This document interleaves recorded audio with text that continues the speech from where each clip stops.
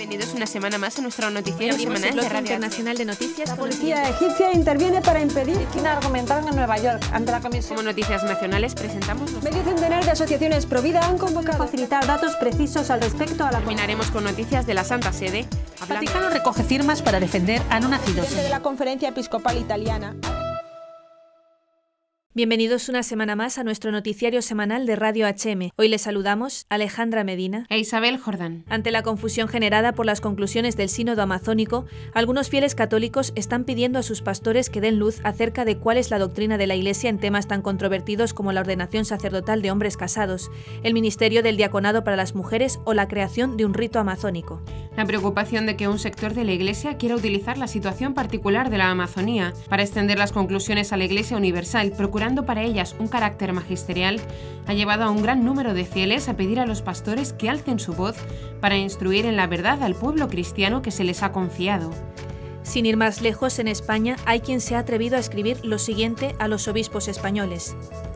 Tienen ante ustedes un pueblo desorientado, escandalizado, triste al ver tanto mal. No nos dejen solos, lideren con la fuerza y el poder del Espíritu a una iglesia renovada que restaure el honor de Dios pisoteado sin piedad. Sean faros que alumbren esta oscuridad tan aplastante, sean capaces de iluminar con la luz infinita del Señor las conciencias de sus fieles. Que la Iglesia de nuestro país llore el pecado de la Iglesia y repare el dolor intenso de Dios ante el deshonor recibido. Estos fieles solicitan además que se aclare el significado de algunos signos que tuvieron lugar en el desarrollo del sínodo y que podría interpretarse como actos idolátricos. Es el caso del homenaje tributado a la Pachamama durante la víspera de la inauguración del sínodo. En todo caso, hay que señalar que las conclusiones del sínodo por el momento son solo propuestas que se le hacen al Santo Padre y que no pueden ser consideradas como un documento doctrinal o magisterial. A partir de ese texto, el Papa deberá escribir una exhortación apostólica llamada Posinodal, que ha anunciado tendrá lista antes de acabar el presente año. Comenzaremos con las noticias de interés internacional. Kenia denuncian que cumbre de la ONU sobre población atenta contra la vida. Estados Unidos, Santa Yana Beretta Molla será nombre de una facultad de medicina. Inglaterra bendice en altar con objetos sagrados recuperados de las profanaciones del Estado Islámico en Irak. Pakistán, testimonios para declarar mártir a joven que evitó masacre en una iglesia. Pasaremos después a las noticias nacionales. Barbastro quiere beatificar a otros 241 mártires, incluyendo 31 laicos. Aprende a empezar o mejorar Life Teen para adolescentes en tu parroquia. Catedral de Sevilla abre exposición sobre trabajo de restauración de la Giralda. Y por último comentaremos algunas de las noticias más destacadas de la Santa Sede. Cardenal Ruini, ordenar sacerdotes casados sería una opción equivocada. Intenciones de oración del Papa en noviembre de 2019. En la audiencia general, el Papa aconsejó rezar por los difuntos con la Eucaristía.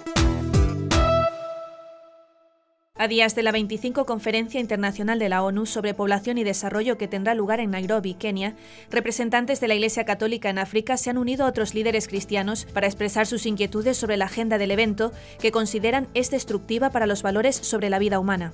Consideramos que tal conferencia no es buena para nosotros.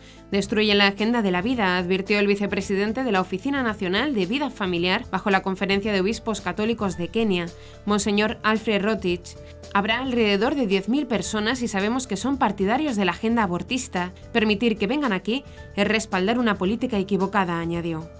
La cumbre en Nairobi se organizó para conmemorar el 25 aniversario de la Conferencia Internacional de la ONU sobre Población y Desarrollo, que comenzó en El Cairo, Egipto, donde más de 170 gobiernos adoptaron un programa de acción para empoderar a las mujeres y niñas. Se han formulado 5 temas para guiar la conferencia de 3 días, patrocinada por el Fondo de Población de las Naciones Unidas, siendo el acceso universal a la salud y los derechos sexuales y reproductivos el principal en la lista. El arzobispo de Mombasa, Kenia, Monseñor Martin Kibuba, describió la agenda de la Conferencia Internacional sobre Población y Desarrollo como inaceptable de acuerdo a las enseñanzas de la Iglesia Católica y llamó al presidente Uhuru Kenyatta a desconfiar del foro que se está organizando en su país. Monseñor Kibuba observó que no es la primera vez que un evento así tiene una agenda oculta y agregó que los organizadores extranjeros de la cumbre de la ONU en Nairobi nos dicen que somos pobres porque somos muchos. Eso es una mentira. Somos pobres porque tomaron y aún toman nuestros recursos. Mire la República Democrática del Congo, con todos los minerales, debería ser el país más rico. Para contrarrestar la agenda de la conferencia internacional, el Foro de Profesionales Cristianos de Kenia, con el respaldo de los obispos católicos en Kenia, ha organizado un conversatorio paralelo programado del 11 al 14 de noviembre. En los Estados Unidos, la única universidad católica privada del estado de Dakota del Norte anunció la intención de homenajear a Santa Yana Beretta Mola, patrona de las madres, médicos y no nacidos, dando su nombre a la Facultad de Ciencias de la Salud. El anuncio fue hecho por la University of Mary el último día 1 de noviembre, Día de Todos los Santos, en su sesión solemne anual realizada en el Salón de los Fundadores, que queda en el centro universitario Lumen Vitae, y que contó con la presencia de centenas de simpatizantes y bienhechores. En un comunicado, la University of Mary informó que Yana Emanuela, hija de la santa, y que como su madre también es médico, participó de la reunión solemne representando a su familia. La familia de Santa Yana concedió permiso para el uso de su nombre a la Casa de Estudios. La doctora Glenda Rems, que preside el Departamento de Enfermería de la universidad, dijo durante la sesión de gala: "El nombre de nuestra escuela en homenaje a Santa Yana emula lindamente la santidad de la vida humana. La importancia de la dignidad de la persona humana es profunda en nuestra escuela y en el corazón de nuestros alumnos".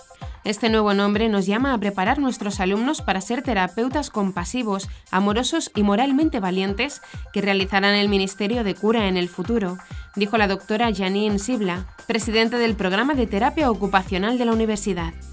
Cuán apropiado sería tener a Santa Yana como el nombre de nuestra Facultad de Ciencias de Salud, una santa que vivía ese valor en su práctica médica y en su vida personal. Tenemos la suerte de tener esa oportunidad de honrarla y reconocerla, agregó Jody Roller, rectora de la Facultad de Ciencias de la Salud de la University of Mary. En septiembre de 1961, cuando Santa Yana estaba embarazada de su cuarta hija, fue diagnosticada con cáncer. Ella, médico de profesión, escogió salvar la vida del bebé y murió una semana después del nacimiento de su hija Yana Emanuela Mola. Santa Yana dijo a su marido Pietro y a sus familiares, al saber que estaba embarazada y que era también portadora de cáncer: "Si tienes que decidir entre el niño y yo, no dudes, elija el niño. Yo insisto en eso, salven al bebé". El Papa Juan Pablo II la beatificó en 1994 y la canonizó el 16 de mayo de 2004. Un conjunto de 10 objetos sagrados que habían sido profanados violentamente en Irak por integrantes del grupo terrorista identificado como Estado Islámico fueron bendecidos en una ceremonia en el templo católico de Farm Street, donde se erigió un altar especial temporal para promover la oración por los cristianos perseguidos. El rito de bendición fue presidido por el párroco Padre Dominic Robinson, capellán de la Fundación Pontificia Ayuda a la Iglesia Necesitada, que ha realizado diversos proyectos de apoyo y reconstrucción de las comunidades afectadas por el genocidio contra los cristianos en Oriente Medio. Espero mucho que la visita de estos objetos sagrados profanados contribuya a nuestro sentido de comunión con nuestros hermanos y hermanas que luchan por practicar su fe y nos muestre el poder de la esperanza a través de la cruz, comentó el Padre Robinson a Ayuda a la Iglesia Necesitada. Los objetos sagrados se encuentran en préstamo por parte de la Archidiócesis Caldea de Erbil, Irak, la cual recuperó los elementos tras la derrota militar del Estado Islámico. Durante la ocupación de la llanura de Nínive, las fuerzas terroristas destruyeron el patrimonio de la Iglesia y erradicaron la abundante presencia cristiana de la región, causando un éxodo masivo hacia el Kurdistán iraquí y el extranjero. Se calcula que antes de la violenta persecución, los cristianos superaban el 1,5 millones de personas en Irak. A causa del genocidio, la cifra llegó a ser cercana a los 300.000, con hasta 2/3 partes refugiadas en Kurdistán. Los principales destinos de los creyentes fueron Jordania, Líbano y Turquía, y luego se registró un progresivo éxodo hacia Occidente, con una notable migración a Australia. Akash Bashir era un joven de 20 años, es alumno de la escuela Don Bosco de Lahore, Pakistán, que dio su vida por evitar que su iglesia sufriera un atentado el 15 de marzo de 2015. Aunque hayan pasado ya 5 años de su trágica muerte, la memoria de este joven sigue presente en Jahanabad, Pakistán, y comienza a extenderse por el mundo entero. Por eso la Archidiócesis de Lahore y los salesianos han comenzado a recopilar testimonios de su vida ante la posibilidad de que se abra su causa de martirio. Hasta el momento, más de 20 personas de su parroquia, además de cristianos y musulmanes, han respondido a algunas preguntas sobre la vida de este joven al que conocieron. En enero de 2017, el padre Francis Gulzar, párroco de la comunidad de Jahanabad, envió una carta al arzobispo de Lahore, Monseñor Francis Shaw, para pedir la apertura de la causa del martirio del joven. Según precisó el padre Gulzar, Akash tenía un amor grande por su iglesia y con la fuerza del Espíritu Santo no pensó en salvar su propia vida. Akash murió en ese momento, pero salvó a muchos fieles con ese valiente acto de amor. Entre los testimonios recogidos se destacan sus últimas palabras, ya que cuando Akash saltó sobre el terrorista que pretendía explotar dentro del templo, le dijo: «Moriré, pero no te dejaré entrar en la iglesia». Su vida de oración mejoró día a día. Su vida espiritual era fuerte. Le gustaba ir a la iglesia y escuchar la palabra de Dios. Relató uno de los testimonios recopilados a través de un cuestionario a los fieles que lo conocieron. Uno de los testigos de su sacrificio afirmó que ese acto nos hizo a todos conscientes de la importancia de la vida y la familia, nos dio una nueva luz de sabiduría. Akash nos predicó y nos mostró el camino hacia la vida eterna. La diócesis de Barbastro-Monzón, con unos 100.000 habitantes en la provincia de Huesca, Aragón, está iniciando el proceso de beatificación de 241 mártires, incluyendo 31 laicos, asesinados en la persecución antirreligiosa en su territorio entre 1936 y 1939. Barbastro fue la diócesis española en la que hubo el menor porcentaje de clérigos que lograra salvar su vida. Según el historiador Cárcel Ortiz, fueron asesinados casi 9 de cada 10 clérigos, incluyendo jóvenes seminaristas y novicios. Algunos, como los 51 claretianos de Barbastro, protagonistas de la película Un Dios prohibido, ya han sido beatificados, pero muchos más se encuentran aún en fase de estudio. El pasado 15 de octubre de 2019, el Consejo Presbiteral aprobó la incoación de la causa de beatificación de 204 sacerdotes diocesanos, 6 seminaristas y 31 seglares mártires. Fueron asesinados en el actual territorio de la diócesis de Barbastro y también en las parroquias altoaragonesas que en aquella época pertenecían a la diócesis de Lérida. La película Un Dios prohibido de Pablo Moreno en 2013 dio visibilidad a los mártires claretianos de Barbastro, pero muchos más clérigos de la diócesis fueron martirizados en esa época. Los sacerdotes Eladio Gros, ya fallecido, Ángel Noguero, Enrique Calvera, Antonio Plaza y José María Ferrer son quienes han estudiado los casos bajo la dirección del historiador Marín Ibarra, según informa la diócesis en la prensa regional de Aragón. Tiene que haber muchos más, pero estos son los que hemos visto más claro. Terminamos el trabajo el 31 de agosto y ahora se están dando los pasos adecuados para incoar el expediente en Roma. El Vaticano tendrá que autorizar el proceso, explica el vicario general, historiador y miembro de la Comisión Histórica para la Causa de los Mártires, Ángel Noguero. La diócesis ha anunciado que está preparando una web con toda la información sobre los mártires del territorio, con sus fechas, lugares e historias de vida y de martirio, que se publicará en los próximos meses. Según datos del historiador Vicente Cárcel Ortiz, Barbastro fue la diócesis española que más sufrió la persecución. El 88% de su clero fue asesinado entre 1936 y 1939. Le sigue Lérida con un 65% de clérigos asesinados, fueron unos 270. Y Tortosa, 316 clérigos asesinados, el 62%. En el resto de Cataluña fueron asesinados otros 820 clérigos, entre un 20 y 30% de los que había en esas otras diócesis catalanas. Por regiones, Cataluña fue la más martirizada, seguida de la región de Valencia. Barbastro-Monzón celebró este miércoles 6 de noviembre una celebración religiosa por todos los beatos mártires del Alto Aragón Oriental, con la presencia de su obispo Ángel Pérez, que presidió la celebración. Otras diócesis españolas recordaron también a sus mártires y víctimas de la persecución en esta fecha. LifeTeen es un sistema parroquial de evangelización y catequesis de adolescentes que en España ha pasado de 1 a más de 120 parroquias en tan solo 7 años. A los chicos les gusta e invitan incluso a sus amigos alejados de la fe o de la parroquia para que se enganchen. Para aprender a implantarlo y para adoptar nuevas formas de mejorarlo y sacar el máximo de LifeTeen, no solo de los adolescentes, sino también de los catequistas, se celebra cada año un gran encuentro europeo de formación. En esta ocasión se realizará el viernes 14 al domingo 16 de febrero de 2020 en Montserrat, Barcelona. Es el tercer año que se celebrará en Montserrat, las dos anteriores se organizaron en Holanda o en Alemania. Este año será un encuentro más mariano, con un itinerario más espiritual que va uniendo los distintos momentos. Este año, a través del Fiat de María, su hágase, explica Jordi Masegú, el impulsor de LifeTeen en España.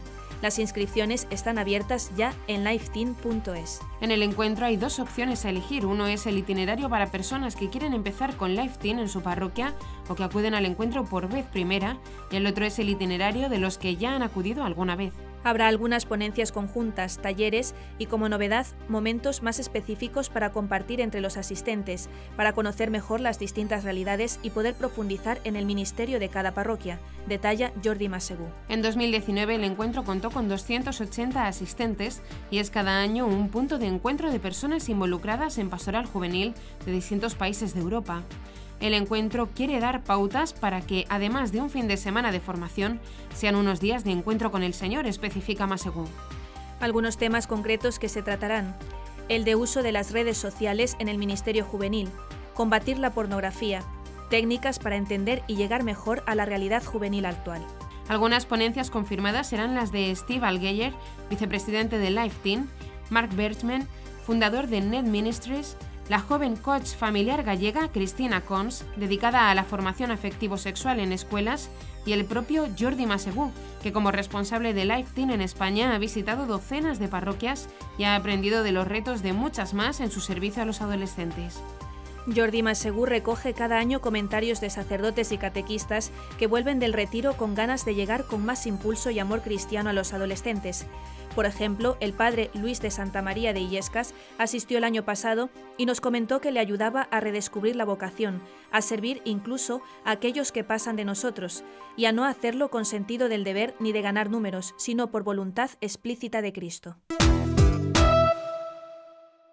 Con el objeto de dar a conocer al público cómo avanzan los trabajos de restauración de la Giralda, la monumental torre del campanario de la Catedral de Sevilla, el Templo Español abrió una exposición a través de vídeos explicativos y tótems ilustrativos sobre la materia. La muestra, inaugurada el 16 de octubre pasado, expone en detalles las intervenciones que han tenido lugar en la torre catedralicia a través de 4 apartados. El primero hace referencia al contexto de los trabajos, sobre todo al cabildo de la catedral como mecenas del siglo XXI. El segundo y tercero ilustran cómo son las obras y sus características en la cara sur y este de la torre, y en el cuarto se describen las diferentes labores de investigación que allí se vienen desarrollando, es decir, métodos constructivos, los andamios utilizados, el color, los capiteles, entre otras.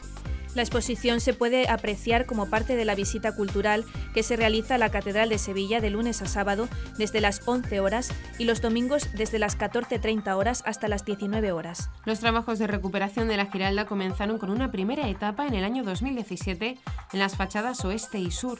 La segunda fase, correspondiente a la cara este de la torre, comenzó en abril pasado. Esta comprende las obras de restauración, pero también de investigación y documentación, las cuales hacen ahora parte de la exposición. Estos trabajos de recuperación consisten en la limpieza, consolidación, reintegración y protección del lado este desde el arranque del alminar hasta la terraza de las Azucenas. El propósito es devolverle el esplendor a la Giralda. La torre del campanario de la Catedral de Sevilla es todo un icono para la ciudad española. Cuenta con siglos de historia y en ella convergen diferentes estilos arquitectónicos influenciados por las culturas que han pasado por la ciudad andaluza. Mide cerca de 100 metros de altura y en 1987 fue incluida en la lista del Patrimonio de la Humanidad. La parte inferior, que conforma los 2/3 de la Giralda, hace parte del periodo almohade de la dinastía bereber marroquí, que dominó el norte de África y el sur de la península ibérica. Fue construida a finales del siglo XII para la entonces mezquita de la ciudad. Mientras tanto, la parte superior es de la época cristiana. Se construyó en el siglo XVI con los diseños renacentistas de Hernán Ruiz. En las dos estructuras se hallan las rampas de subida que antiguamente permitían el ingreso de los caballos. Corona toda la torre la giraldilla, que representa la fe victoriosa en Sevilla, de ahí el nombre de la Giralda. El cardenal Camilo Ruini, quien fue vicario de la diócesis de Roma y durante 16 años presidente de los obispos italianos, afirmó que la posible ordenación sacerdotal de diáconos casados sería un error y aseguró que la posibilidad de que un sacerdote casado se divorcie sería un fracaso. En una entrevista, el cardenal Ruini reflexionó sobre algunos puntos polémicos del reciente sínodo de la Amazonía. Reconoció que en la Amazonía y también en otras partes del mundo hay una grave carencia de sacerdotes y las comunidades cristianas se ven con frecuencia privadas de la misa. En ese contexto es comprensible que haya una demanda de ordenar sacerdotes a diáconos casados y en ese sentido se orientó la mayoría en el sínodo. Sin embargo, en su opinión, se trata de una opción equivocada y espero y rezo para que el Papa, en la próxima exhortación apostólica posinodal, no lo confirme. Indicó que se trataría de una medida equivocada porque, por un lado, el celibato de los sacerdotes es un gran signo de dedicación total a Dios y al servicio de los hermanos, especialmente en un contexto erotizado como el actual. Renunciar a él, incluso si es de forma excepcional, sería una cesión al espíritu del mundo que trata siempre de introducirse en la Iglesia y que difícilmente se limitaría a casos excepcionales como el de la Amazonía. Y por otro lado, hoy el matrimonio se encuentra profundamente en crisis. Los sacerdotes casados y sus consortes quedarían expuestos a los efectos de esta crisis y sus condiciones humanas y espirituales no podrían no resentirse, explicó. A la pregunta de si un sacerdote divorciado sería un fracaso, su respuesta fue tajante: así es. Este martes 5, la Santa Sede divulgó el vídeo sobre las intenciones de oración del Papa Francisco para este mes de noviembre, en el que pide rezar por el diálogo entre las comunidades religiosas en el Oriente Próximo para que nazca un espíritu de diálogo, un espíritu de encuentro y de reconciliación. El Papa explica que en esta región del mundo la convivencia y el diálogo entre las tres religiones monoteístas se basa en lazos espirituales e históricos. De estas tierras nos llegó la buena noticia de Jesús resucitado por amor. Hoy muchas comunidades cristianas, junto a otras judías y musulmanas, trabajan aquí por la paz, la reconciliación y el perdón. Recemos para que en Oriente Próximo nazca un espíritu de diálogo, un espíritu de encuentro y de reconciliación, expresa el pontífice. Aunque la región de Oriente Próximo o Medio Oriente no tiene fronteras claras, se suele usar estos términos para incluir países como Bahrein, Egipto, Chipre, Irán, Irak, Israel, Jordania, Kuwait, Líbano, Omán, Qatar, Arabia Saudita, Siria, Turquía, Emiratos Árabes Unidos, Yemen y Palestina. Según informes recientes, los musulmanes constituyen un poco más del 93% de la población de la zona. La comunidad cristiana representa aproximadamente el 5% y la judía, que se concentra mayormente en Israel, es casi un 2%. El Papa Francisco aconsejó rezar durante este mes de noviembre por los familiares y amigos difuntos, especialmente en la Eucaristía. Así lo indicó el Santo Padre al finalizar la audiencia general de este miércoles 6 de noviembre. En este mes de noviembre estamos invitados a rezar por los difuntos. Guiados por la fe en la comunión de los santos, traten de confiar a Dios, especialmente en la Eucaristía, a sus familiares, amigos y conocidos fallecidos, sintiéndolos cercanos en la grande compañía espiritual de la Iglesia, expresó el Papa a los peregrinos de lengua portuguesa. Además, el pontífice animó a los fieles de lengua italiana para que este mes de noviembre, dedicado a la memoria y a la oración por los difuntos, sea una oportunidad para que todos reconsideren el significado de la existencia humana y de la vida eterna. Que este tiempo sea un estímulo para comprender que la vida es de gran valor cuando se vive como un don, no solo para uno mismo, sino para Dios y para el prójimo, animó el Papa. Y hasta aquí nuestro informativo semanal. Esperamos que haya sido de su agrado. Recuerden que pueden seguir escuchándonos siguiendo el resto de nuestra programación en directo a través de la web www.radiohm.net. En ella podrán encontrar también distintos podcasts con los informativos anteriores y otros audios que también pueden ser de su interés. Seguiremos estos días informando de las noticias de la Iglesia y del mundo a través de nuestros breves espacios informativos que les ofrecemos todos los días, cada media hora aquí, en Radio HM 88.7 FM y HM Televisión. Ayer, hoy y siempre la verdad. Gracias por habernos acompañado. Les han informado Alejandra Medina e Isabel Jordán. Hasta la próxima semana.